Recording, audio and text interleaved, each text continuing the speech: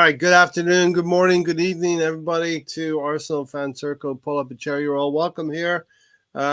Seventh season of doing this, and we're eighth episode, eighth league game into this. And, today we're going to give a balanced analysis of the game. And that's going to be, what happened yesterday against Bournemouth. First of all, you have to turn up and win the right to play football. The lineup has to be correct. And then when the lineup is correct, or as the manager feels is correct, the performance has to be good. And you have to have control and command of the game and command of your passing. And that's really important, the command of your passing, because I felt we didn't have that yesterday. You could use a lot of terms about yesterday. Not a good day at the office, for sure, being one of them. If you have poor passing, that may lead to 50-50 decisions when the other team is feeling that they're in the game and they're competing with us. When you have 50-50 decisions, those decisions are subjective, and I think we'll talk about that a little bit. But there's also a point in all of this where the manager has options on the sitting on the bench. So that if he doesn't like what he's saying, or the performance is not right, or you need to tweak something tactically, you can do that after 30 minutes where possible. And also in a situation where you have a player sent off and you're thinking about tactically how you're going to switch it up and what you're going to do there. You can do that as well. So with all of that said, that's kind of where I'm coming from yesterday's defeat. And look, I'm going to put this in context, Dan. We're not going to win every game that we play. And we're not going to have, we know going into the season, we're going to have 8 or 10 disappointing results, be they defeats or be they draws. But at the same time, I realize Man City are not the team they are without Rodri. They're not the same team. Liverpool's not the same team without Alisson and with injuries coming at them. So we're going to have these days, but we have to cast our mind back to last season and think about the bad days we had last season. And let's try not to mimic those days this season. I'll go through this real quick and then I'll let Stan in. Last season, we drew 2-2 with Fulham. This season, we drew 1-1 with Brighton, with Declan Rice being sent off. Last season, we drew 2-2 with Tottenham in the North London Derby. This season, we drew away from home at Manchester City with Leandro Trossard being sent off and holding on to, the 97th, 98th minute. Last season, we lost at Newcastle 1-0, or Aston Villa 1-0 loss. Yesterday, we lost away to Bournemouth. So what I'm saying is these things can happen. They happened last season, but we cannot continue the cycle of losing at home to West Ham like we did last season, losing away at Fulham like we did last season, and losing at home to Aston Villa on the run-in. So what I'm saying, Stan, is these results will happen, but we cannot exactly mimic what we did last season. We've got to go a notch, a few results better than that. And we've seen Manchester City claw a win from in the depths of injury time, which happens through the course of the season. And we've seen Liverpool hold on against Chelsea today. And I felt like Chelsea played really well. And Liverpool just got the 2 goals they needed. But with all that said, I'm going to let Stan come in now. We've got 11 people in the chat box. Hit the like button, please, and support the channel. And thank you for being here. Go ahead, Stan. Yeah, good morning, Ray. Good morning to everyone. Shout out to the chat box. Rudy's in there. Bow. Russ Morgan's in there. BX, of course, is always with us. Mr. Tom.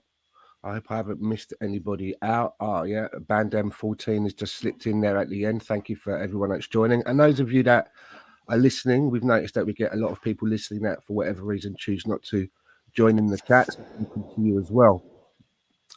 Yesterday, man, I hear what you're saying, Ray, and for me, I understand. You know, I'm not that naive that I don't expect over the course of 38 games in the league that my team is going to win all of them. You know, Yeah, but it's the manner of the losses that I tend to look at, and the manner of the loss yesterday. I mean, there's a lot to unpack, and there's a lot of blame that you can put at people's door. And I think that I can look at the manager. I can look at how he set the team up to begin with. I can look at the players and how they managed the in-game management, and also the officiating. And I think it was poor all round from the manager, from the players, and from the officials. So, I mean, I suppose the best place to start would would be with the manager and the team that he put out.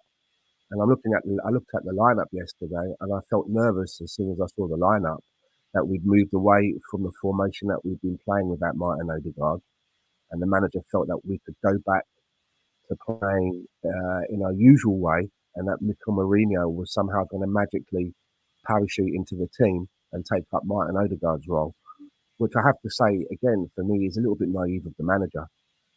You know, it's not you can't just have a plug and play system. You have to look at what you've got available, what it is that you're trying to get out of the game. And there was very little creativity in our midfield. yeah, There was no. I said there was little creativity. I'm actually being quite generous. There was no creativity in the midfield. yeah, So, you know, I just didn't understand where we were going to get those chances from because, you know, our forwards, a lot of them don't make chances for themselves. They need a little bit of help. There needs to be, you know, a system of play, some creativity, and then we have the strikers that come and finish off the move.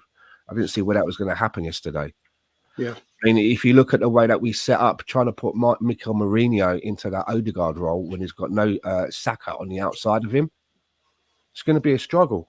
yeah, You know, because Saka is a real big help on that right-hand side, and he does help Martin Odegaard in a lot of ways.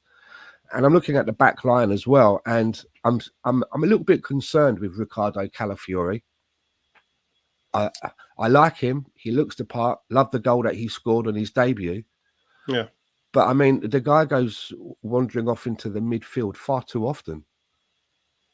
You know, it's I'm looking at him and thinking, is that Zinchenko and he's growing his hair and wearing a headband? You know, and it seems to be causing a little bit of an unbalance in our back four. It doesn't look as balanced as it has been looking. Yesterday, to me, it looked quite unbalanced. No Saka in the team.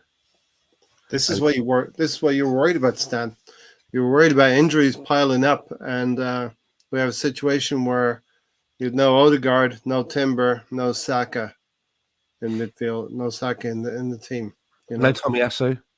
no Tomiyasu. And again, you look at players like Timber and Tomiyasu, and they're players that fit a number of positions. They're not just wedded to one spot, and and when they're not available, then you've got gaps in various positions. Especially when you've got Tomiyasu and Timber out, that's going to hurt. And we're going to be missing Saliba for the Liverpool game. Yep. There's going to have to be some reconstruction in our defence. Yep. Because by the Liverpool game, I'm not sure who's going to be back out of Tomiyasu and Timber. So it's going to be interesting to see how we negate that, because our defence has been a big part of what we've been doing really good this season. Yep. Yeah, there's a lot to unpack in this show today, and it's not necessarily about what happened in the game, because it took me about a quarter of a page of notes to actually detail what happened in the game. Suffice to say, we didn't create very many chances at all. The one clear-cut chance we had fell to Martinelli. And this is going to be the issue with us moving forward, because we're not going to create enough chances. So therefore, the sections of the Arsenal fan base will hone in on certain players. And, you know, we're going to do the same thing in terms of analysis, but we're going to try and do it in a sensible manner. But for me, of course, I'm not trying to contradict myself here, but Martinelli's got to do better with that chance on that clear turnover. That was an opportunity to go 1-0 up in the 68th minute. And, then the whole complexion of the game is different. But going back to what you said, Stan, away from home against Bournemouth, and knowing we have more difficult games away from home in November, and Liverpool coming up next Sunday, this was a perfect opportunity to bring a young player because the team is lacking creativity if there's no Saka and no Odegaard. You have a player in the name of Ethan Waneri sitting on the bench, and you decide to go with three across midfield who are very solid players, decent players, but they don't have a ton of creativity within them. You got Marino, you got Rice, and you got Partey, and you're asking then the forwards to go ahead and win the game for you if you're having a solid midfield three. Stan. I think where he's gone there is because he's got some players missing there in the midfield and he's looking at his options. What he's done is rather than look at what he's got and think to yourself, well, okay, with the players that I've got, I'm going to have to put Enwari in there because he's creative. But then he's looked and thought, well, if I do that, our new signing that's cost, millions of pounds and is trying to work his way back in the team, he's going to miss out. Mm-hmm. So he's gone for kind of like reputation and stature over common sense. Yep. He's shoehorned Mikel Mourinho in, and he's got his fingers crossed that he's going to be able to magically playing a different way for that game and fill that hole. And that's bad management. Yeah. It should be. He should be making his decisions more on a needs must. And the team really needed somebody like Enwari. And if you get it wrong, you can always make a change, right? Yeah. But you start by putting your best foot forward and trying to put out a team that's going to be able to get some sort of a result. But he had a lot of workhorses out there. Yeah. Workhorses, you already have. Workhorses can play their part in the team, but you need to complement that with an outlet. Last season we beat Bournemouth 4-0, and that was before they really got going in their season. And the manager, and that was before the manager really had time to drill into them. Now, Areola is a good manager. He's been there with them a year now, so I'm sure Mikel Arteta did not take them lightly, and maybe that's why he went for Marino a little bit in midfield. And like you said, it's. I disagree. I think he kind of felt like he could get away with it. Therefore, he's taking it a little bit lightly, because if you had gone around to Arsenal supporters a day before the game, 2 days before the game, how many of them would have, and you asked them for a game prediction, how many of them would have given you a prediction which would have resulted in Arsenal losing? No, not many. I think everybody was fairly confident that we were going to boost up our goal tally, our goal difference with this game. Yeah, because of the opposition, because of where they are in the table, and because of previous results against this team. Yeah, as Reddy says here. I think it was taken for granted. Yeah, I mean, as Reddy says here, and we all know this, Stan, if you turn up and take your foot off the pedal in the Premier League, you get punished, and that's what happened to us yesterday. This is not La Liga. This is not a league where you can go to the lower reaches of the league and boss the team. Like I said earlier, you have to put a team out, and you have to win the right to play.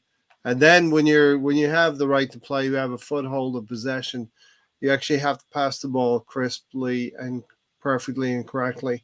And that's where it allowed the officiating to give the other team a foothold. Indeed. I know we did not play well, but tired of this rigged PGMOL. We'll get into that one, Bandam. We're gonna go talk about that eventually. Stan?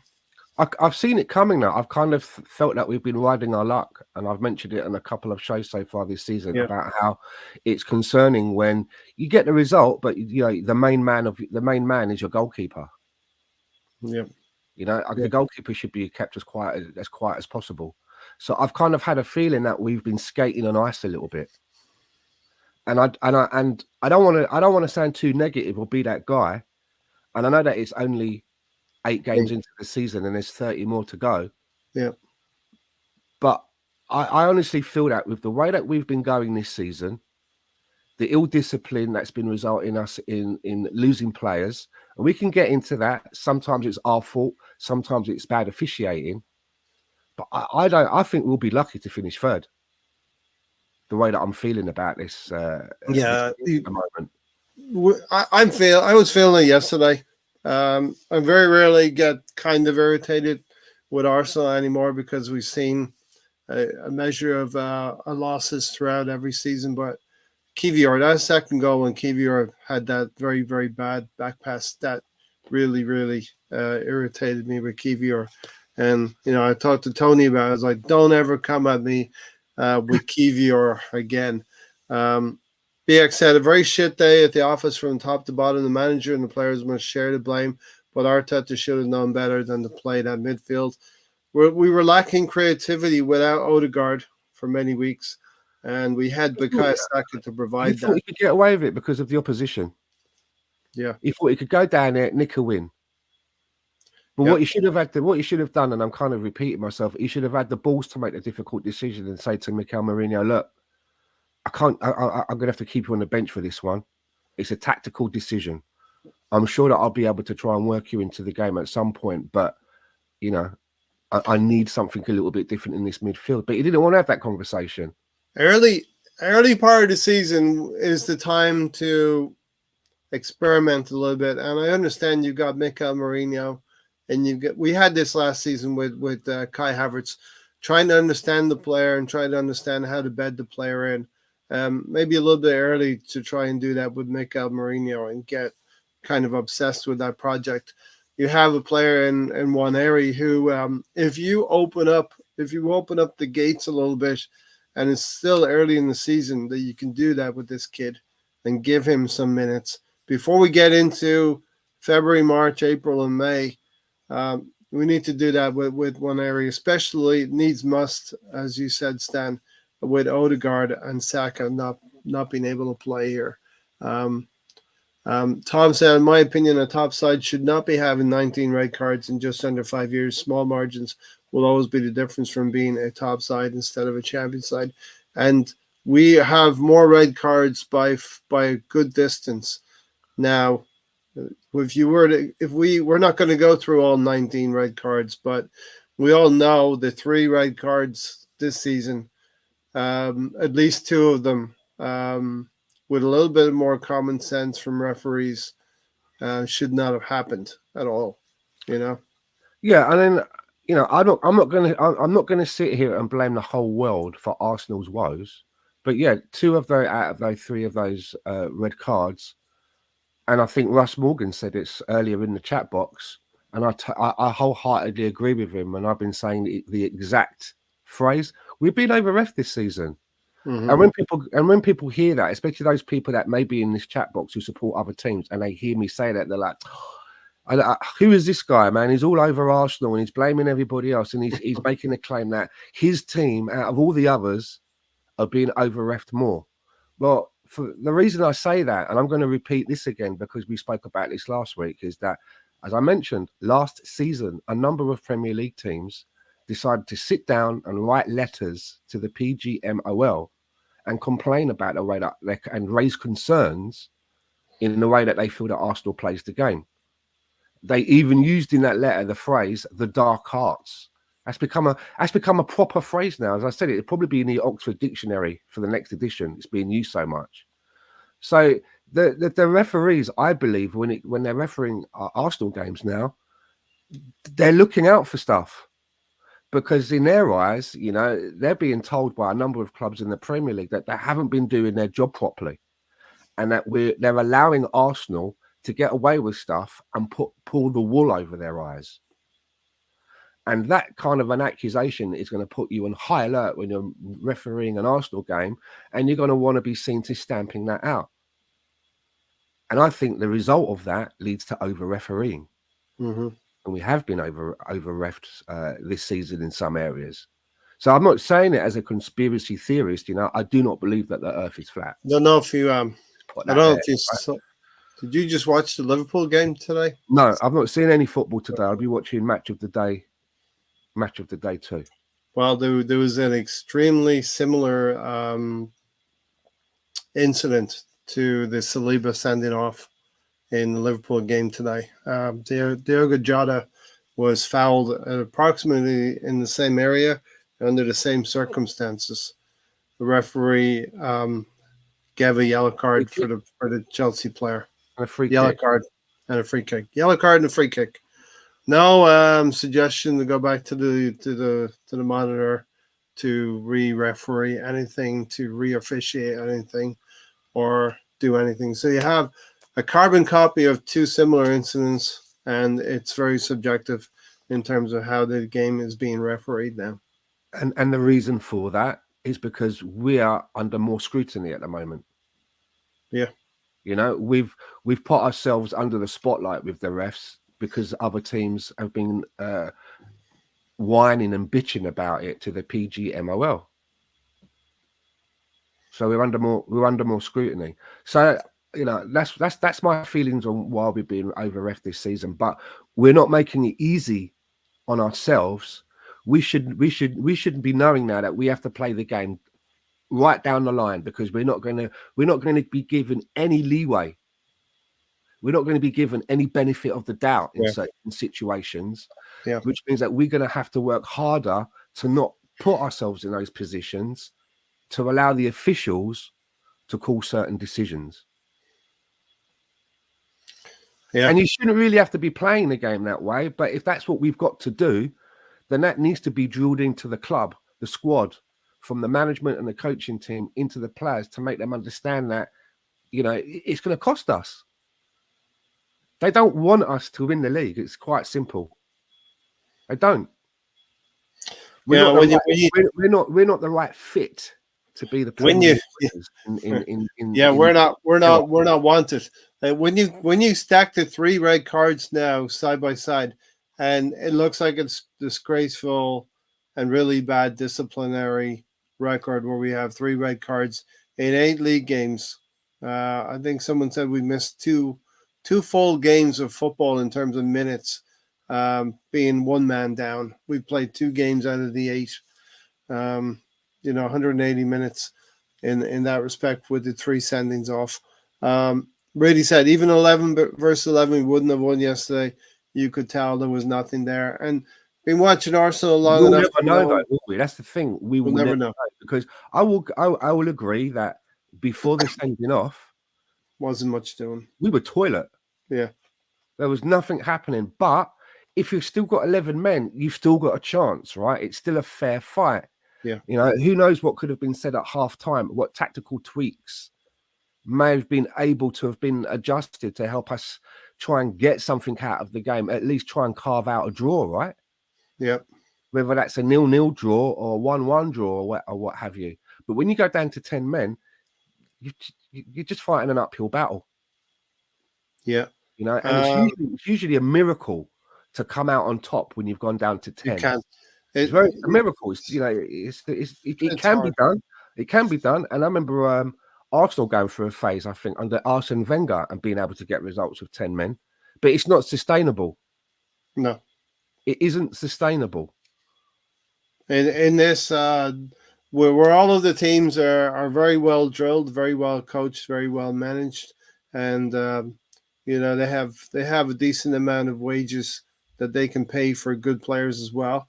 When you go down a man against another Premier League team, no matter where they are in the league, it's going to be very difficult. 11 men versus 10, because you're chasing shadows at the back. If you're trying to press, you're chasing shadows, and they beat the press very easily. And before you know it, they have a man advantage and an overload going against your defenders. Rudy said, let's face it, we lacked creativity and we took the opposition for granted away from home. I always seem to feel there's a certain amount of that in professional footballers' lives, because they're playing a lot of games and you can't be me, Ray, or you, Stan. You can't be 100% going out there every week and giving everything. You got to save a little bit of something, and I think too many of the players didn't put their best foot forward, didn't play well, and I was questioning if the sending off was offside. Well, it was Leandro Trossard who played a very bad ball into a dangerous area. And that's the thing. I think as well, Stan, that this William Saliba is a good defender, will be a world class defender if he's not already a world class defender. But I think in his learning process, he's going to learn a lot from this because a lot of us learn things by making mistakes. And I think Saliba will recognize that he made a mistake in this situation. But even if he's going into it and in his mind he's thinking, okay, this could be a 50-50. He should realise that because of who we are and the scrutiny that we're under, it's not a 50-50. It's like a 95-5. Yeah. Five that it's going to go in his favour. So don't do it. Yeah. Try something else. Don't go for a 50-50 because you think, well, if the ref has got to make a decision, as I've been told, I shouldn't be giving the referee something to think about because we're under a lot of scrutiny at the moment. So maybe I'll try closing the angles down and trying to shepherd him out and try and have belief that if he does get past me and the angle's a bit tighter and he takes a shot, that my goalkeeper is going to be able to do enough to keep the ball at the back of the net. Yeah. I don't have to try and be Superman and do it all. Yeah. Do you know what I mean? I should be able to trust in my other teammates and especially the goalkeeper. If I can shepherd him out wide, close the angle down, and give the goalkeeper a time to readjust and get in a good position. If I don't make the tackle or he runs the ball out and he takes a shot, maybe my goalkeeper will do enough to save it because my goalkeeper has been really good for us this season. Yeah. You have to back yourself as well. If he doesn't initiate that contact with the forward and they're both freely able to run. Okay, Evan Nielsen, the striker, he has half a yard on him. But you can't tell me that William Saliba or indeed Ben White, let's not forget about Ben White because he's closed players down very, very quickly. I saw a clip against Bayern Munich where he closed Sané down very quickly. Yeah, I've seen that doing the rounds. Right. So you got two fast players in Saliba and Ben White who can do that. Initially, David Raya backs up, but then he's going to come. He's about to come forward as well, and give the striker something to think about. You know what I mean? So it's not that you have prevented a certain goal; it's that you have prevented a goal scoring opportunity, and that's the terminology.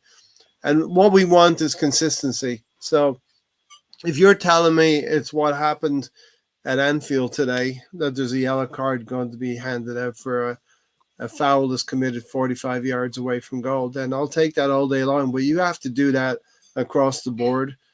If it's a red card, I'll accept that. But then it has to be, a Chelsea player getting sent off at Anfield. There has to be that consistency, Stan, and that's the problem. We talk about this week in, week out.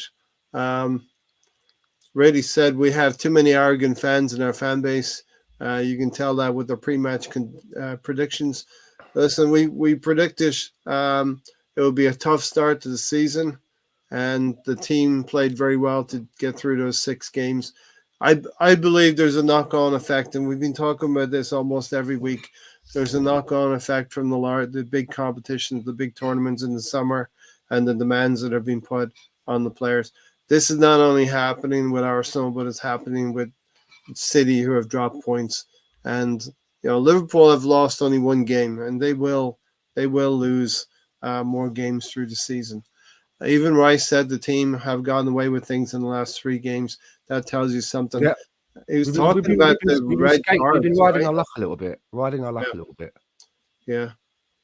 He was talking about the red cards where we got away with a draw and we held on for that in that situation. We held on to Man City conceding a goal. And I tell you what, Man City, the league would look a lot different, but for those 2 John Stones goals against us and against Wolves today, they would have dropped a lot of points. The difference is cataclysmic for City here. Rice summed up yesterday perfectly in his post-match Sky interview. And I think he went to the officials as well, Stan, at the end of the game, asking, why is it always every week This thing happens every week. We have issues every week. Marino isn't a creative player, though. We needed reinforcement in the summer. We spent most of the money on another defender. Yeah, listen, Stan's voicing some doubts about Calafiori, and I think every defender will have some difficulties, but I think Calafiori has been a good addition. Would I have wanted to sign a striker? Absolutely. But I think we got a quality player there as well. It's not, we talked about this during the summer. We wanted some of the money to go into the forward positions as well. Yeah, and I think there was actually more money available. They just chose for whatever reasons to not to spend it for whatever reasons. Yeah. Bal's still with us. I've got a message from Bal. He's decided to log out of the chat box and he is watching us on his big widescreen television in 4K definition. So well, he's going to be able to see us warts and all, Stan. Yeah, one word. On Bal TV, that was like a huge spot. Yeah, big up, Bal. Good to see you. Good to see you. So where were we? Trossard. I mean, Trossard. Shocker ball from Trossard. What's he doing? He's beginning to cost us. And the thing is with Trossard, I prefer him in the middle. I prefer him in a position that's more central rather than being wide. I don't think he's got the pace wide. I don't think he's got what it takes to be out wide and to stretch teams. I prefer him being more in the middle. I will say I think you got to give the opposition some credit standing here. So while I remember the action a little bit. Trossard's he's being put under a little bit of pressure and rushed into making that pass, and that pass is off by maybe 10 yards, right? So if it goes 10 yards further to his left, as I'm looking at it, it comes more infield and it's not behind Saliba. That pass from Trossard, yes, you want it to be better, but you got to give the opposition some credit sometimes in terms of the press that they were putting and the pressure they were putting us under. And look, we didn't play well as well. Look, cast your mind back to Newcastle. We were toilet at Newcastle last season. We were toilet at Aston Villa last season. I would rather Trossard, if he had nowhere to go, I'd rather he kick the ball out of play. Out of play, yeah. Then just take a hoof back towards our goal to give the opposition more footage towards our goal. Yeah. What's he thinking of? All the way back to Raya, something like that. Who knows? Yeah, listen, I think that's the way to make when you're trying to play a high line and you get caught. The last thing you want to do is kick the ball back where you've left all that space. Yeah, I think there is. What was I going to say? I think that Mikel Arteta has instructed the players almost to a fault to play in a certain way, and when we lose goals, we sort of say, well, that was very simple. That was very easy for the opposition to get at us, because I think we play on the front foot a lot, especially from our back line. So we leave Saliba and we leave Gabriel isolated. Think about the Man City goal, the first goal we conceded against Man City. It was kind of a similar situation as well. We play on the front foot, and when it goes wrong, it looks bad. Let me ask you as well. I haven't asked you this. Do you actually think that the red card that William Saliba got was warranted? No. You don't? No, it's yellow. I do. I do. Yeah, but in terms of... If you go by the letter of the law, which is what is happening to us, there's, as I say, there's no room for interpretation being left with Arsenal. We're being treated down by the letter of the law. So it's the, technically, yeah, it's stopping a person from a goal scoring opportunity, even though he's miles away.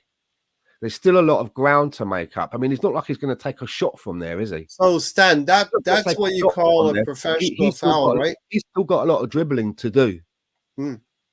Right? And I don't know that player. I don't know if he'd run out of steam and his acceleration, his momentum would slow down to give a defender a time to catch up and get the ball. I don't know Evan Nilsson, but he ain't taking a shot from there, and there's still a lot of mileage, a lot of ground in front of him to make up. He's got some speed, but I think Saliba would have been able to recover against him. This is what you call a professional foul, right, Stan? But I would say out of the 3 red cards, this is the one that I'm not going to complain about. No. The other 2, I think, are a little bit ridiculous, and you've seen. I'll tell you what, though. What happened with Saliba and what happened today in the Liverpool-Chelsea game are identical, no matter how much Brownie wants to split hairs about this. They are identical, but the outcome has been different. And Stan, I'm fine with it if it's going to be a red or a yellow, but there's got to be some consistency.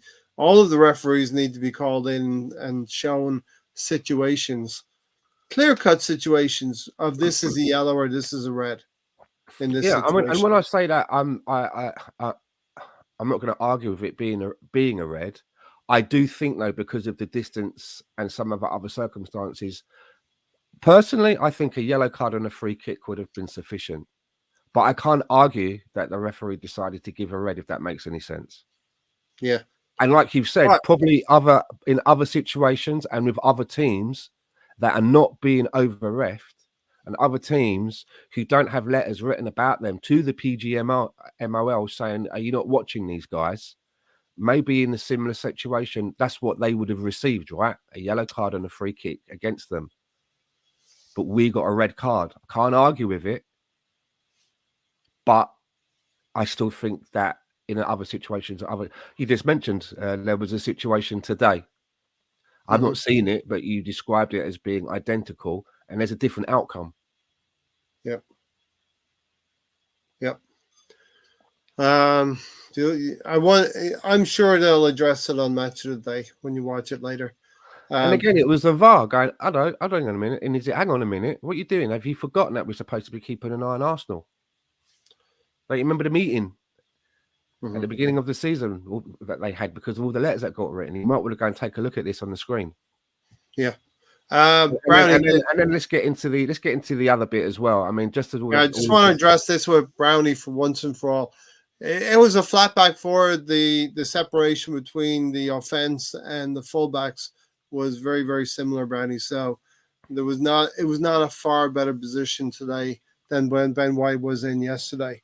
It was very, very similar. In fact, if you overlay one picture over the other, which I'm sure Brownie would probably frantically do that now and prove it against me, but that's it.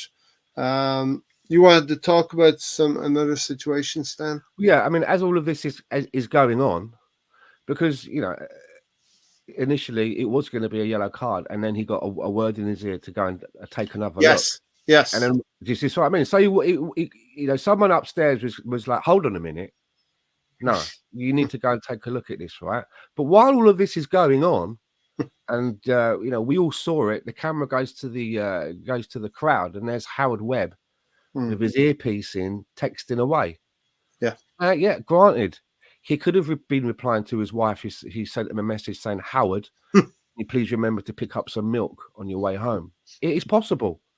And maybe as part of his job, he does listen in to what's going on, as he is the head guy. But it's just a really bad look. And especially when you see, and the question is, and everybody's lips is quite simply, I wonder who Howard Webb was communicating with. And what makes me laugh? It doesn't make me laugh. What made me sort of raise my eyebrow was when Jamie Carragher also asked the same question on Twitter. He tweeted out, I wonder who Howard Webb was texting. That's all he said. And then someone told him to delete that. I've seen the tweet before it got deleted. So now it got deleted. So who got into his ear and said, you might want to delete that? So you're not allowed to ask certain questions. So you know what I mean? You're not allowed to ask. You're not allowed. He's got the earpiece. He's got the earpiece in, right? So he's clearly listening in to the conversation, real time between the referee and the VAR team and the linesman. right? He's clearly listening to that team of 5 or 6 people. And okay, you're doing that because you want to assess the referee and the performance of the referee, but do not during while this incident occurs, do not pick up your phone and start calling or texting, because if I'm listening to something and I'm seeing an incident on the field, it's very obvious. It's very obvious he's getting involved in the conversation. There's some, I'd put it this way. I mean, it's fairly obvious that if he's listening and this is going on and you see him texting, the assumption to me is that he's had some sort of input. He's not just listening and thinking, okay, I'll assess this, grade it, tick the boxes if they did the right things, and then I'll debrief them afterwards. He's actively sticking his bugle in and offering some sort of advice or whatever. Yeah. I mean, what's he doing at the match anyway? You would think that because he's the top bloke, surely there must be like a central hub somewhere. Yeah. A central hub where they've got all of the TV screens and different matches are going on with all of the information being fed in, right? You'd think that would be the place for him. In the bird's nest, the HQ or whatever you want to call it, the operations center with all the TV screens and all of this information coming in, and him actually being able to see the people operating, you'd think he'd be in that area. Yeah. As BX said here, and very tellingly, the ref called it as a yellow card and was forced to make another call. Suggested to come to the monitor. A conversation was had where he was strongly advised to overturn his decision. And that's the part that pisses me off. Because, again, that tells me that we're being over-reffed. Yeah. And I'm not asking for favours. I'm asking for consistency. I'm not asking for favours. And I think it's what really is treatment. I think it's hard to be perfect then, Stan, in this situation. Because Rady's saying, we talked about this after Man City last month, our players keep giving the refs chances despite knowing that we are exactly. But that's hard when you're in the game. Stan. Why Mikel Arteta should be drumming this in? Why are you giving them the chance? Yes, in a normal situation, it's a 50-50. You might get this, you might get that, but we're not any other club anymore. I think it's hard to make these decisions because invariably the decision will not go our way. You're asking a player. Because all of these other clubs are watching now. They're watching all of our decisions and taking note. Because do you know? I mean, this is who has the time to sit down and write letters these days? You're asking a player. You're asking a player to think. You're asking a player to, in the action of, I'm thinking about Trossard and Man City, in the action of clearing that ball to get to halftime. You're asking Trossard to think calmly when they're in the white heat of, competing against Man City. Why is he pushing the player anyway? Well, he's being competitive. Forget the kicking the ball away. Why is he running in the middle of the pitch pushing people?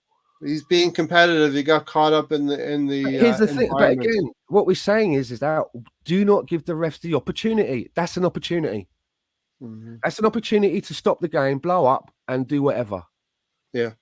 Do you know what I mean? It's not like he's going up for a header in the box and there's a nudge. Bodies meet. He's in the middle of the park pushing geezers with both of his palms of his hands. What's he doing? There's no. Right. You shouldn't be doing that, man. I saw one the other day when the referee, I can't remember what game it was, but the goalkeepers picked the ball up. I think it was against Villa, and Calafiori's trying to barge into Martinez and make him drop the ball. We can't play that game. We can't play that game because the referees will not allow us to get away with that kind of shit. Yeah, they'll be straight on top of us. A few seasons need to be more disciplined. The players have to be playing the game down the line. They can't be grabbing at people's shirts. A few seasons ago, Stan, it was about Mikel Arteta going out of his box, his area, and there was a high profile against Mikel Arteta doing that, and that was clamped down on to the point of where he actually took a ban or two because of Luton Town when we beat them last season. He took I think he was on the sideline for one game, and Mikel Arteta had to learn that lesson. Now the focus is on the supposed Arsenal being the only team in the league performing dark arts. We've learned how to hang with the big boys by playing their game, but we're the ones who are being penalized for it. And look, I think there will have to be, as you say, Stan, there will have to be a meeting by Mikel saying, listen, boys, you got to be a little bit more circumspect. You got to think a little bit more. Don't kick that ball away, because we're being judged at a higher level than any other team. Russ said Howard Webb was seen talking to someone. If he's not on the officials list for the match, he shouldn't be making any decisions or coercing others. It's kind of like that manager who doesn't trust his employees to do the job for him. He's hovering over them and telling them what they need to do, even though they know what they need to do. Brownie said, I understand the annoyance if Webb was involved, but the right decision was made, so I don't understand the uproar about it. What we want is consistency. I don't mind if it's a red card and Saliba is out in the next game, but let that happen in the Chelsea-Liverpool game and a player also missing a game.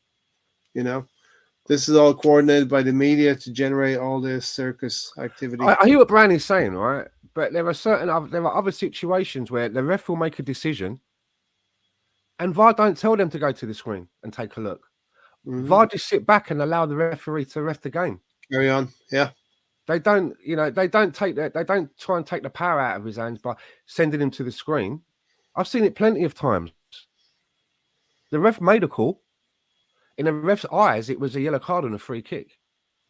It was somebody else who decided it was more than that. And then we see the head of the organization seemingly having input. I really hope they release the audio tapes from that, like they do sometimes. Are we going to hear something like, the people talking back and forth, and then someone go, hold on a minute, we're just getting something in from Howard. Yeah, Howard feels that this is blah, blah, blah as well. Do you know what I mean? I'd love to know if his name is mentioned, because then that will directly tell you that, you've got all of these people in real time. Yeah, they won't mention it. And the rep. And now you've got this extra geezer coming in, Howard Webb on top of it all. Who's their boss?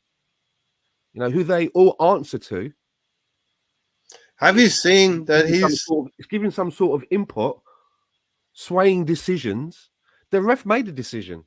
Have you seen that Howard Webb now? I think it's Howard Webb has been part of the overlay.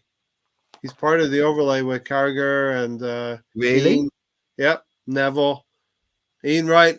I hope Ian Wright is going to ask him some pertinent questions about that.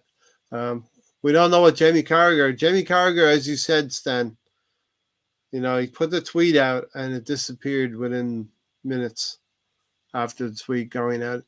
Carragher doesn't deserve airtime. We all know what he is. Yeah, of course we know that. But I'm just saying though, right? He's asked a question that everybody was asking. I wonder who Howard Webb's talking to. Simple question. Wonder who it could be. But he was told, you might want to take that down. Wanderers Gamer, new in the house here. I'm strongly Arteta out. One more year of winning nothing. Might as well. I've kept Unai Emery. Well, don't be so quick to write this year off. There is a situation where, Stan, right now we have 17 points from 8 games, and what you usually want to hit after 19 games is about 47 points, 46, 47 points to hit that 92, 93, 94 marker.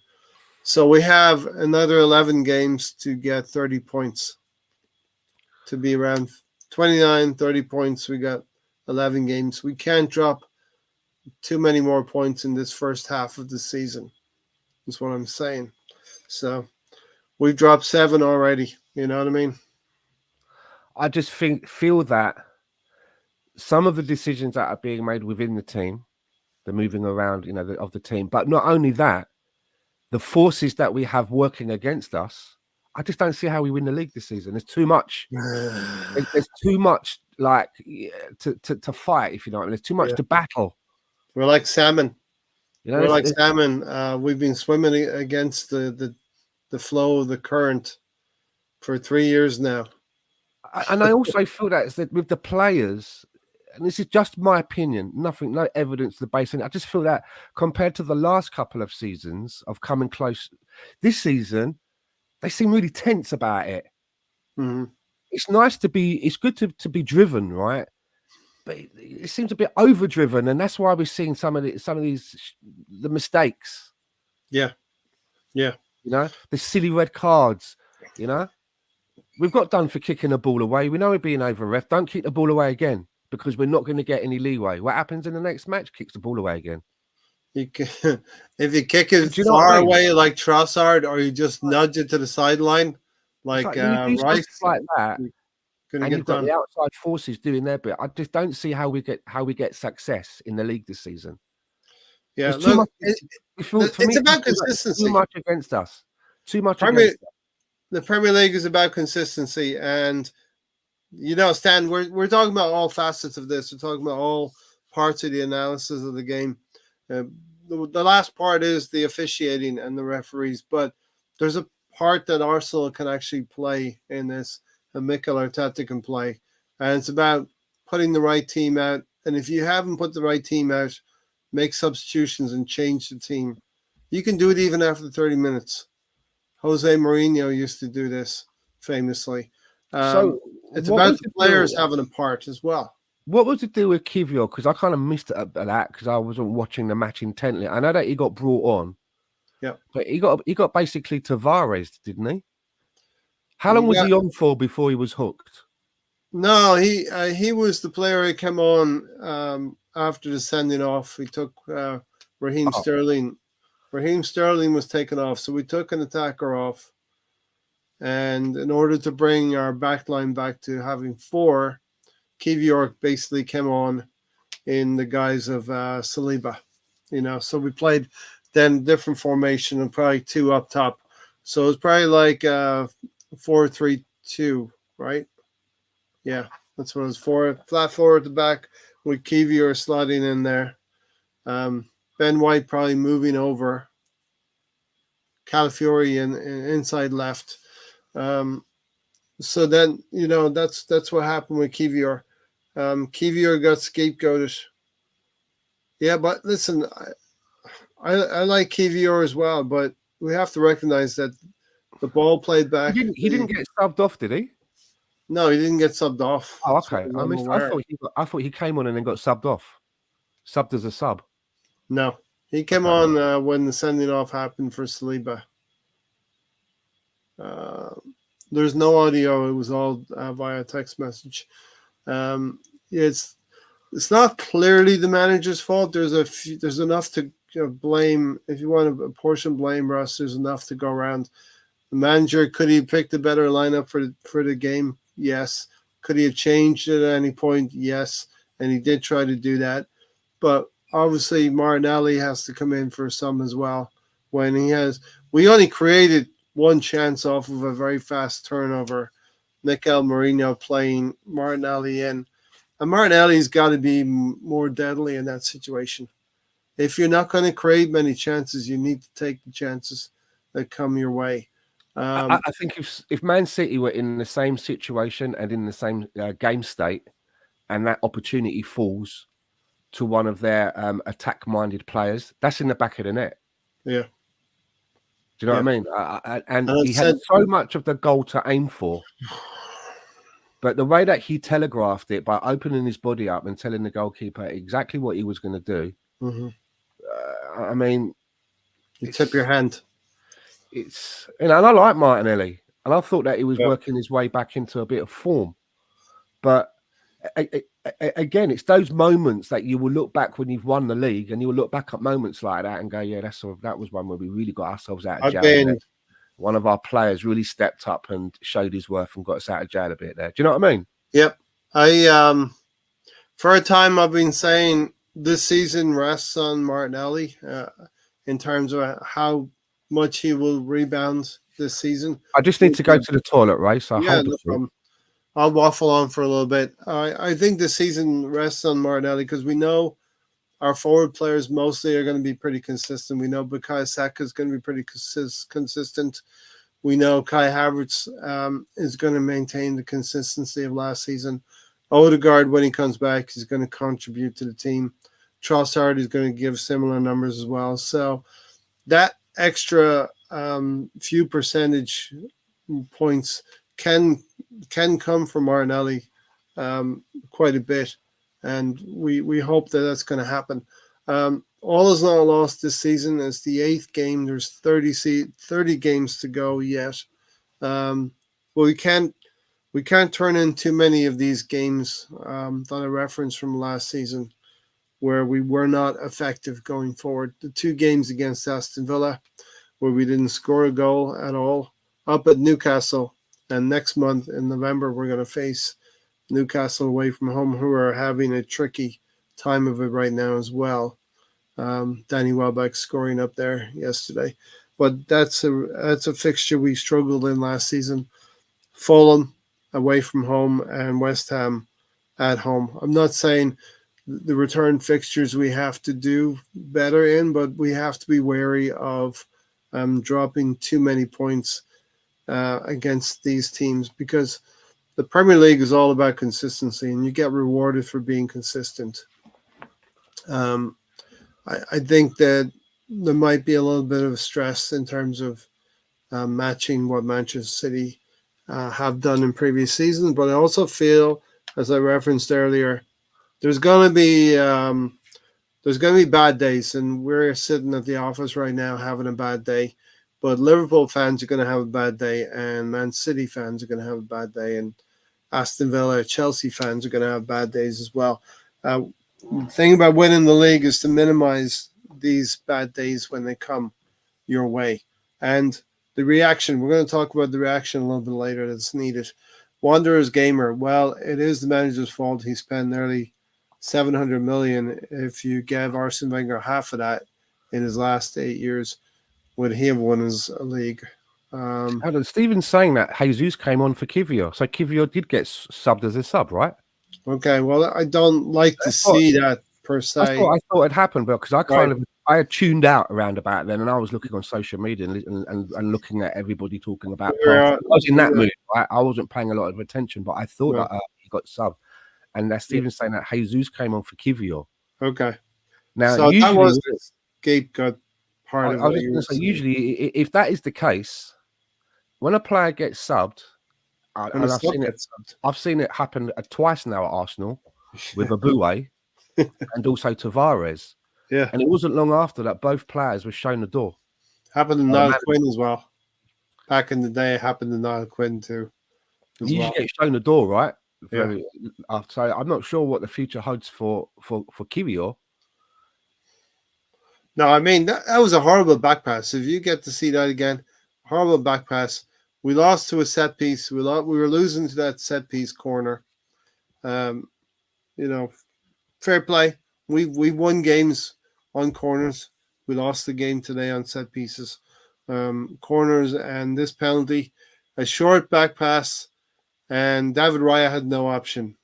He hung out to dry a little bit. So I'm sure that was Mikel Arteta's way of saying, not good enough, Kiwior, not good enough, and telling the team.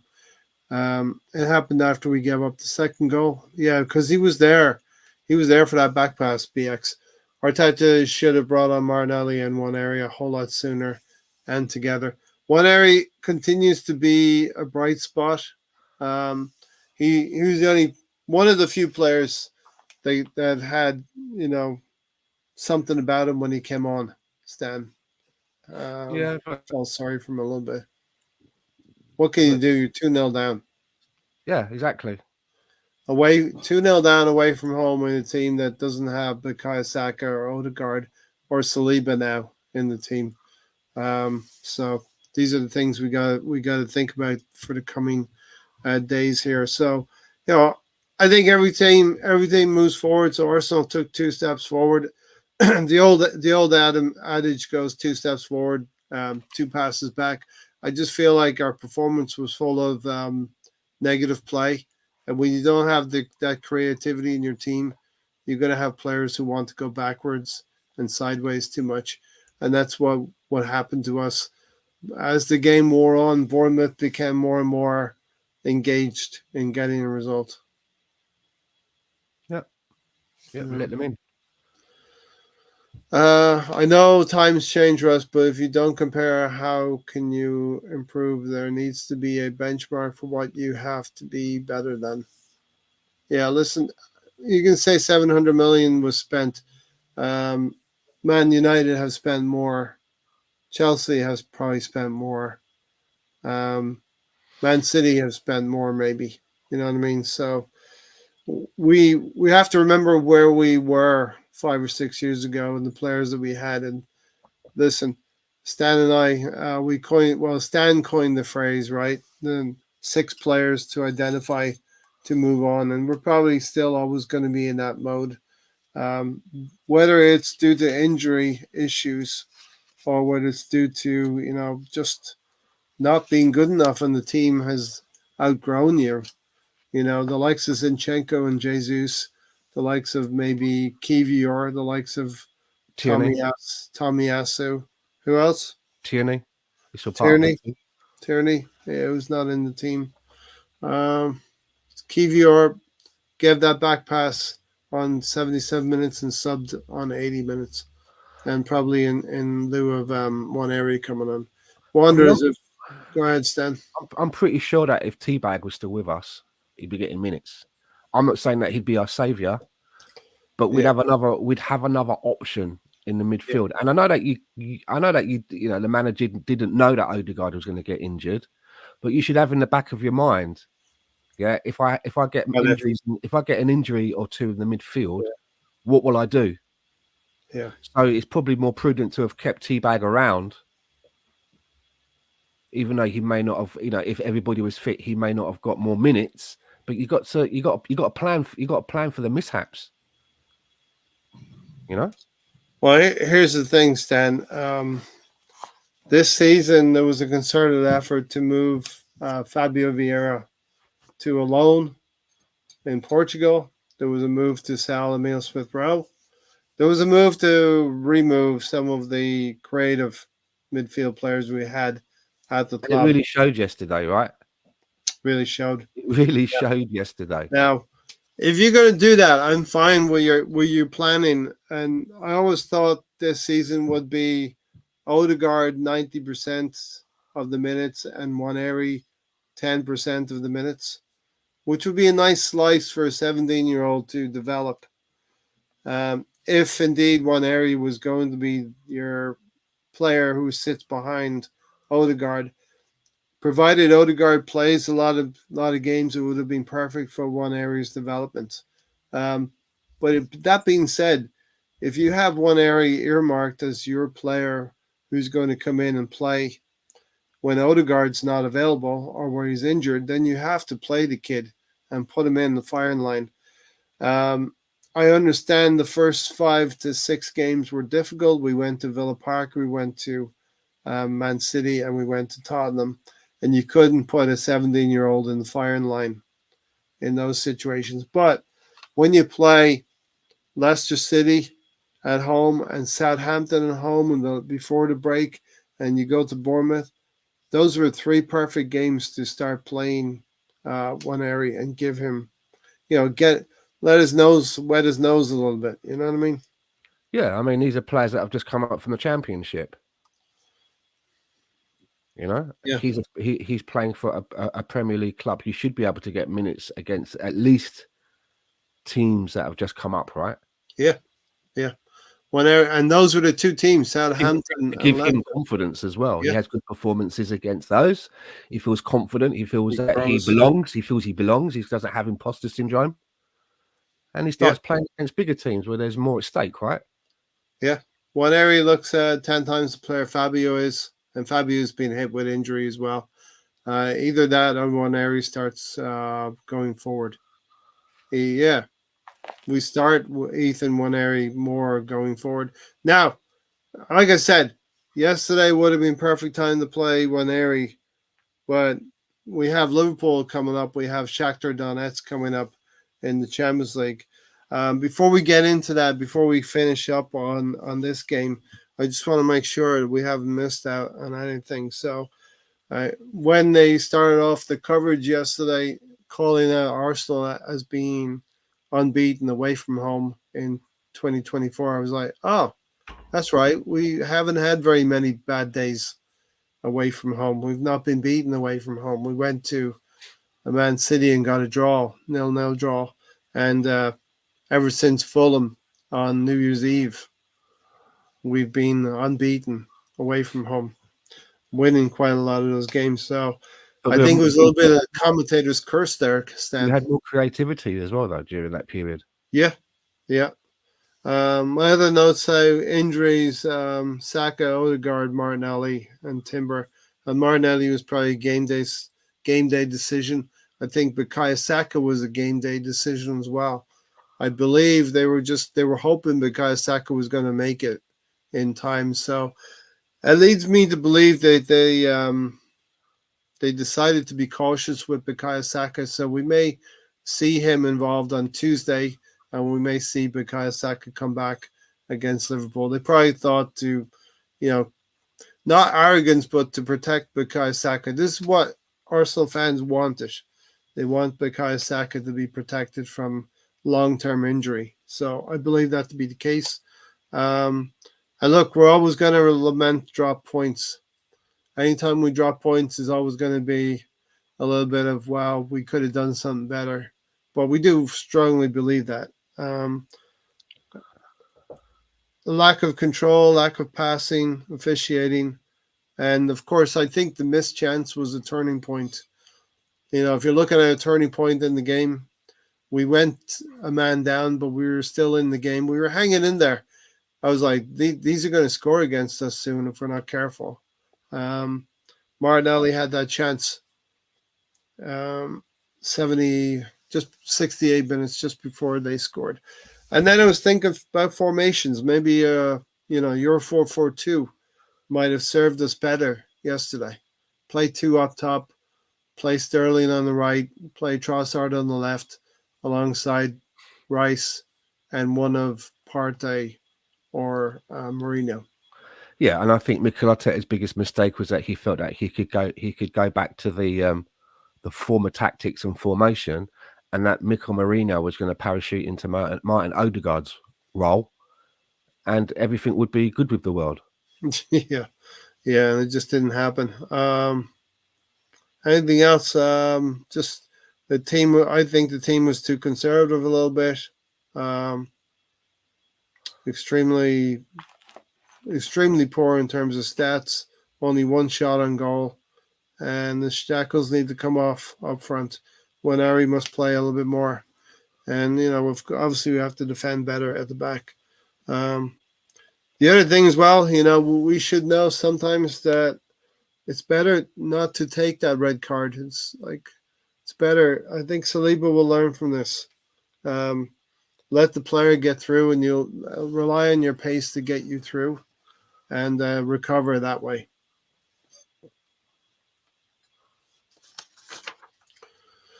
All right, so that was a bad day at the office. Man City have won. They've won their game. If I had a bad day in my office, I'd expect to get fired if it was as bad as that. To be fair. Well, I think a few years ago it ruined my day for a few minutes. You know what I mean? I've learned to put these defeats behind me. There's another game coming. There's 30 games to go in the Premier League, and but we do need to not have these kind of performances come at us too much. I think we've built our team in a way, Stan, that we've tried to be defensively sound. And if we can squeak a win here and there, I think that's the way we've intentionally built our squad. And I think Liverpool and City have a little bit more firepower up front. So if they don't win, it's because they have a really bad day with their forwards not scoring. I mean, look, we've had a very good defensive back line for a long period. But I've got to say that, me personally, I would prefer us to play with at least one fullback, a player that is actually a fullback, because I think that we're playing four central defenders at the back at the minute.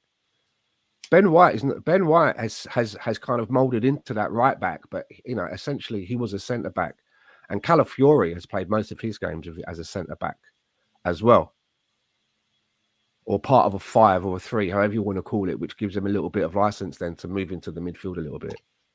But I just feel that these managers like Pep and Arteta, they're more tactically astute than me. That's why they're earning the money and have the job that they have. But it's just my own personal opinion. I'm like, we could use a fullback, a player that plays as a fullback. Yeah. Brownie says, start supporting the shite team, lads, and then see how depressed you get.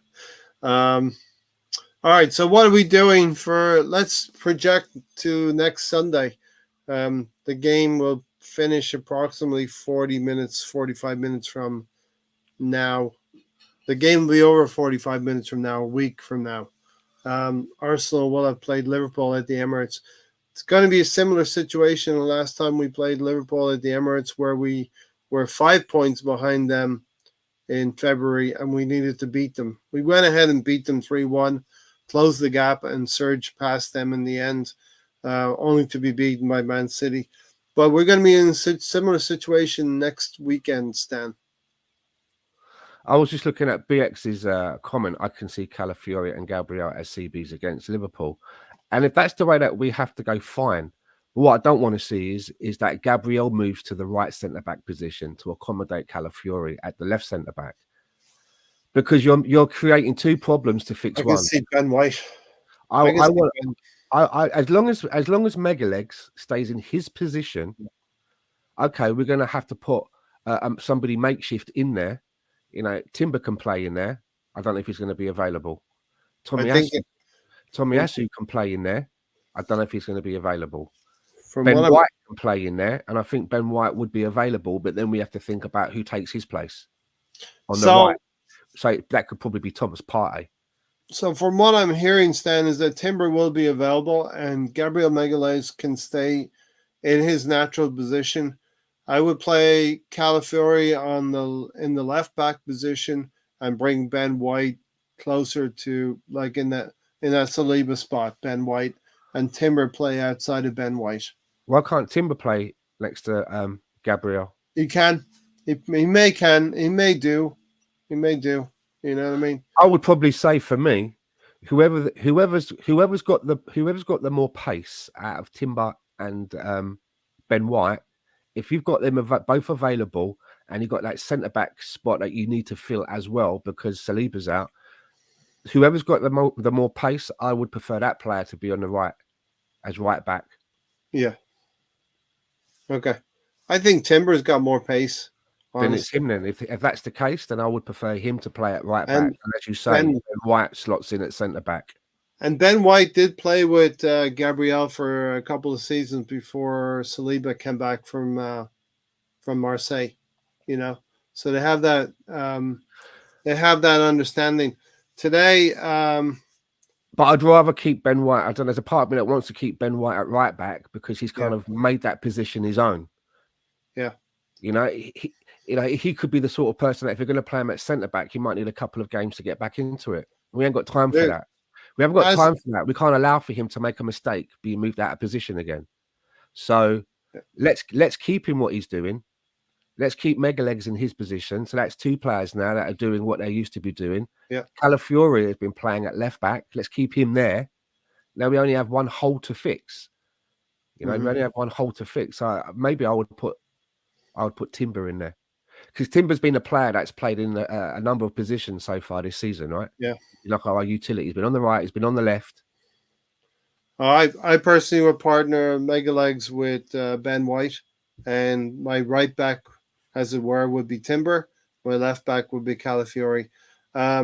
Today, we've seen Diogo Jota go off with a slight niggle as well. Did he? So okay. Hopefully he's a player who's not going to line out against Arsenal next weekend. It will be Darwin Núñez, but I think we can hold him down better than Diogo Jota. And of course, Mo Salah will be lining up as well, and probably Gakpo or Luis Diaz. Um, so yeah, listen, I think whilst it's not obviously a good thing that William Saliba has been sent off and has to miss a game, uh, we kind of needed to know what we could do if one of these players didn't make it. We needed to know what that's going to look like. And I think we're going to see it in the next couple of games. Um, Saliba will play against Shaktar Donetsk on Tuesday because that's the Champions League. It's a different competition. Yeah. So he's going to probably play then, but not obviously. He's going to miss the Liverpool game. On Liverpool's side, there could be Jota out, and it could be obviously Allison, the goalkeeper, out as well. I thought Chelsea played well today, but Liverpool got the goals, and I think Chelsea will be a dangerous team going forward. But yeah, I think we should probably leave it around there unless you've got anything else to say, Stan. I've got a couple of starred comments. I'll see if they're relevant. Just a couple of anecdotes throughout the chat here. Thank you for everybody for being here. Just to reiterate, I really said if you turn up and take your foot off the pedal in the Premier League, you get punished, and that's what happened to us yesterday. Yeah. We saw Man City had a difficult game at Wolves as well. How come Tosin only got it? This is the one we're talking about today. Tosin only got a yellow today in the Chelsea-Liverpool game then. So we'll see. Be interested to see what you think about that one, Stan, when you compare and contrast the two situations. The first sub, Mikel Med, after the red card, sent out the wrong message. Match of the Day 2 starts at 2:30 in a few hours, and you'll probably hear people going, "What's that sound? It sounds like a television's been thrown out into the street." Yeah.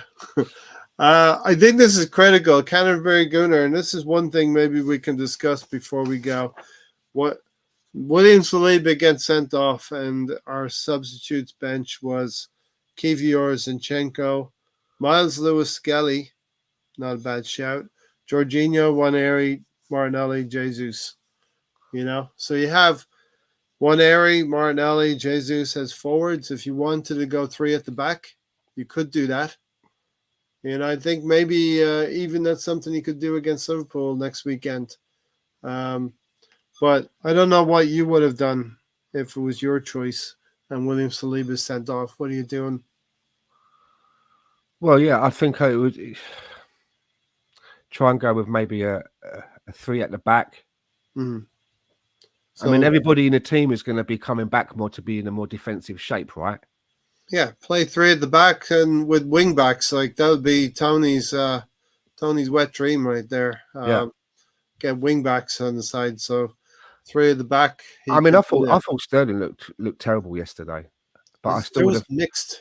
But I still would have kind of kept him on because again, you want to score a goal, right? You need to create something. You need something to happen, and for what we had, he sort of fits into that category. Many were saying there was a lot of mixed reporting on Raheem Sterling. Many said he didn't play very well, and some said he was pretty decent. You know what I mean? So hard to discern from that. But yeah, I think maybe this could have been an opportunity for Gabriel Jesus to come in. Like, here's my thing. We talked about this a little bit. Is Jesus better than Sterling? Is Sterling better than Jesus? Well, we've not really seen too much of Sterling in this Arsenal side. Correct. But I'm like, if I'm watching the game and we need something, and I see Gabriel Jesus warming up, I'm not like, all right, here we go. Yeah, this is going to change things. He'll turn it around for us. This will be interesting. I'm like, oh, yeah, okay. Generally, not the case. I kind of feel deflated and nonplussed about it, and that's where he has me at the moment. I don't see him as coming on and being a game changer. Whereas with Trossard, I'm beginning to get more cheesed off with him starting. Yeah, and I prefer him to come off as an impact player. Yeah, he seems to be doing, for me, And it's only my eye test. The stats could probably say that I'm wrong, but my eye test makes me feel that he seems to have more of a contribution in those states of the game when he does come on as an impact player. But then he starts to complain to the management about getting minutes, and then he gets those minutes, and he either gets himself sent off, or he causes he causes bad back passes, which puts Yeah. us in the shit. Do you know what I So mean? the, You're not yeah, making a case for yourself, mate. the combination. So we know it's going to be a Martinelli Trossard combination. We just always debated which one should come first, Trossard Martinelli or Martinelli Trossard. Maybe it does favor Trossard in terms of his numbers and production. That Martinelli comes on for 55, 60 minutes in the game. The fullback gets a little bit tired, and then Trossard can take some advantage of that. You know what I mean? On that left side. Real quickly before we go, Canterbury Gunner Riddy says, would you start one area against Shakhtar on Tuesday? So would you look to protect Bukayo Saka a little bit more? I think that's the real, maybe not the real intention of Riddy's question, but I'm opening it out to that as well. Firstly, would you start one area against Shakhtar for that creativity? Well, Ranieri is now part of the squad proper. He's part of the first team. Yep. At some point, he's going to have to start games. Why not start a game at home in the Champions League against someone like Shakhtar? Why not do that? You know, that way then Bukayo Saka can maybe be on the bench and can maybe come on for 10 minutes. We need to find a way but, to, you know, just so that he's you know, get his legs working a little bit, but not that so that he's spent for Liverpool, because you've got to keep your eye on the Liverpool game. Yes, we've got to take care of Shakhtar, but we want to win the league, right? Yeah. And this is a big one coming up against Liverpool. Yeah. And I would actually think that if after that Liverpool game we walk away with 3 points, I will be extremely impressed, and would have to have then a rethink of where I think that we're going to do in the league. Because my worry is that we could be on the precipice of a downward turn. And what I mean by that is, if you remember over the last couple of seasons where we had those little clumps of 3 losses in a row. We play really, really, really well for several games, and then we'd hit like this little slump of 3 games of not being able to get the result, and then by the 4th game we would come back again. I really hope that we're not standing on the precipice of a little lean spell of 2 or 3 games, because if that happens, then it's curtains for what we want to achieve this season, personally. I'm about to sneeze, so hold on.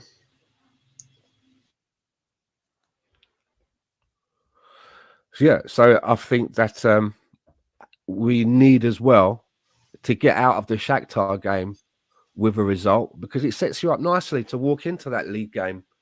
You know, thinking that you've exercised the ghosts from yesterday. You want to do that. You want to do that in the next game, right? What do you want when you lose a game? What do you want, Stan? You want another game? That word that doesn't exist, bounce back ability. Bounce back ability. You want another game. Exactly. The game after the first loss of the season is arguably the most important, as it sets the tone for the mentality, says Mr. Tom. You know, I would even go as far as in saying that with the Shakhtar game, I'd start Kiwior. Just you know, bring him back into the fold. Exactly. I think it's also give him an opportunity. I think it's also important with one area to keep the young player engaged with us, and knowing and thinking that Mikel Arteta is thinking about him. Give him that game of creativity. Let him be the creative player against Shakhtar. And fine, if he gets an hour, take him off after an hour, because maybe he can't deal with an hour. He hasn't built up his fitness that much that he can play a full game. But bring him in, give him a confidence booster. Bukayo Saka, I said it for this game, I maybe wanted Jesus to play on the right wing. I said that on Thursday night, that I wanted Jesus to play on the right wing. If Bukayo Saka is not going to start with Yeah. Gabriel Jesus on the right wing. Which that just tells me that Gabriel Jesus is further down the line in Mikel Arteta's pecking order because he would rather go with Sterling ahead of Jesus, not the Yep. other way around. Yep. And he said in the press conference that Jesus has to work his way back into the team. The team can't just welcome him back in. There's a few players who can be just brought back in when they're ready. Of course, the club captain, Odegaard, will be one of them, but Bukayo Saka. Jesus is not of that ilk. Declan Rice, another one. Declan Rice. Exactly. Saliba or Gabriel Megalegs, they're two as well. Like you would think that if they were out for whatever reason, that once they were able, they would come back into the team a lot quicker than having to work their way back into the team.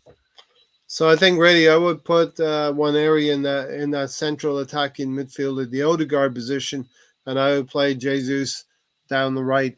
I'd go with Martinelli. Like you said, Stan, maybe it's a time for Martinelli to shake Trossard up a little bit as well in that Shaktar game. Havertz play him through the middle, of course. And then it's either Partey or Mourinho to go alongside Rice for me in midfield.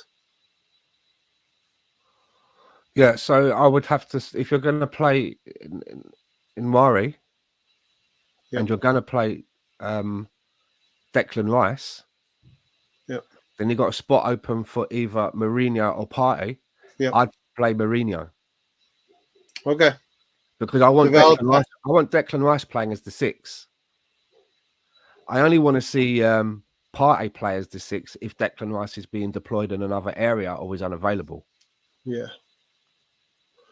Okay. You know? I think another way you could go would be Partey as the 6, maybe Declan Rice as the left 8. Yeah. And Wanari as the right 8, which then would mean then that Mourinho has to sit. And I don't know if Mikel Arteta's got that kind of a personality to sit a player, not because they've done anything wrong, but you have to make a tactical decision. But you're going to sit a guy that cost you 30-odd million and play the kid. He's got to get there. Even if the kid is the right choice, because if the kid has the right traits and attributes for that part of the squad, have you got the balls to have that conversation and say, this is Mikel? This is nothing against the way, but because of Odegaard and the way that we're playing, I want you to play in a team in the right place, and this isn't the right place for you. So I'm going to play Mari. He's more creative than you, right? And we need that in the team. I will just say one thing. Pep Guardiola had. Everybody thinks Jack Grealish is the DB, right? But he's not. He's a £100 million player who Pep Guardiola doesn't seem to fancy, and he comes on as an impact sub. But he had Jack Grealish on the bench, and he had Phil Foden on the bench today. Because Man City can do that. They've moved their finances around, so financial fair play doesn't show up £100 million for a Grealish, doesn't show up £100 million for Guardiola. So this is what's happening with City. And Pep has not committed yet to whether he's going to leave or not, but we all kind of know he's going to leave. My point being that Pep Guardiola can put Foden, the Premier League player of the season last year, on the bench, and he can put Jack Grealish on the bench. Mikel Arteta can put Mikel Mourinho on the bench and make big decisions like that as well. I hope so. He's got to make the right decisions for the team. Yeah, he can't be worried about how it may look and how that's how such and such may feel. It's got to be for the purpose, for the right thing of the team. And the players, they should already be in an environment where they understand that. We've got 20-odd players in the squad, but we can only play 11 at one time with some on the bench. It's just,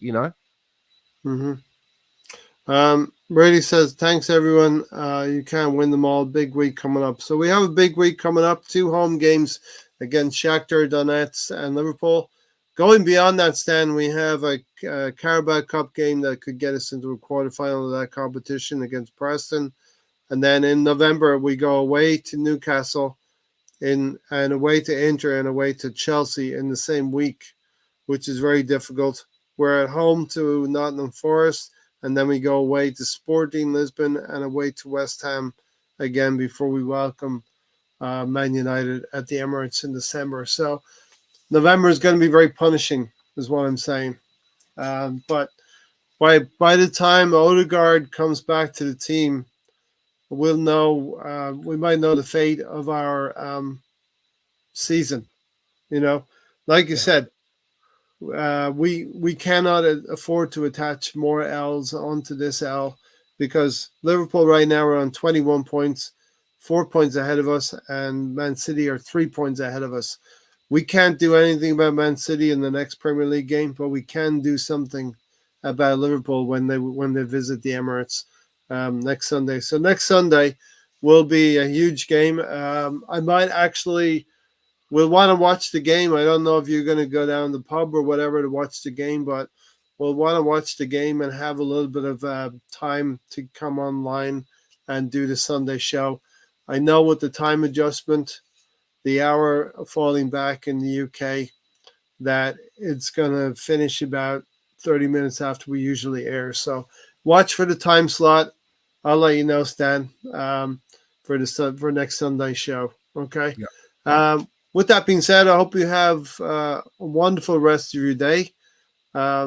We all try not to have Arsenal hurt our lives too much. You know what I mean? Next Sunday is the Ray Derby. Thank you, It Reddy. is. I want to beat them, Reddy. I want to Exactly. beat them. I'm going to put myself. Next Sunday, Ray will have his half and half scarf out.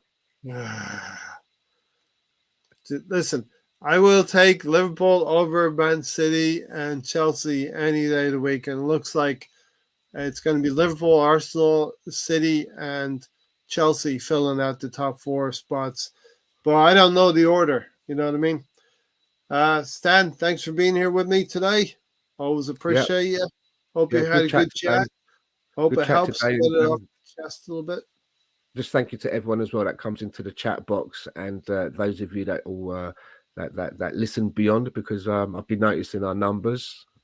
But please remember to subscribe to the channel, share the channel when you see that we're going to come on air, just to see that if any other gooners are out there and want to come and have a listen. We just want to try and build up our little community a little bit bigger. So help us if you can. But thank you to all of our regulars that come in each week, Thursdays and Sundays, to chat Arsenal. And I will say one thing, Stan. When you go on X or Twitter or whatever you want to call it, right when Arsenal have a defeat, that's when you know you can find like-minded gooners, the ones who are taking things in context and not, going crazy about things. I think that's important as well. Thanks, Brownie. Thanks for being here. All right. Have a good rest of your week, and we'll see you on the Thursday night forum. We'll be talking about Shaktar and the Ray Derby, Liverpool. Take care, Stan. There'll be better days ahead. Come on, you gooners.